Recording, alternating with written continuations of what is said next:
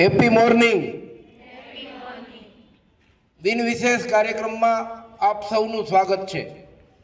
આજે 21 નવેમ્બર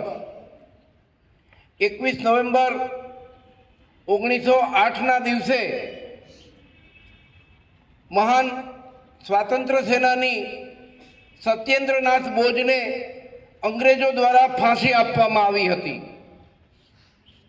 આ સત્યેન્દ્રનાથ બોઝે અરવિંદ ઘોષના પ્રભાવમાં આવીને સ્વાતંત્ર્ય સેનામાં જોડાયા હતા।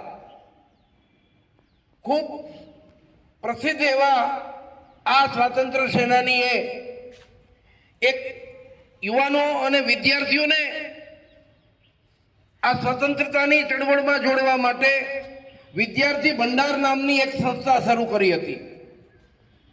આ વિદ્યાર્થી ભંડાર, છાત્ર ભંડાર એ સ્વદેશીનો પ્રચાર કરતી એક સંસ્થા હતી અને સ્વદેશીના પ્રચારના માધ્યમથી યુવાનોને આ ચળવળમાં જોડવાનો હેતુ હતો।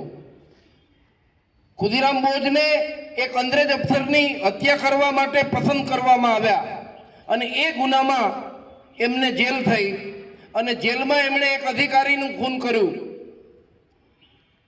જેથી એને ફાંસીની સજા થઈ। એટલે આપણે આજના દિવસે આ સત્યેન્દ્રનાથ બોઝને યાદ કરીશું અને આજ સાથે આજે 21 નવેમ્બરે એટલે વર્લ્ડ ટેલિવિઝન દિવસ। 21 નવેમ્બરે સમગ્ર વિશ્વમાં ટેલિવિઝન દિવસ તરીકે આજના દિવસને ઉજવવામાં આવે છે।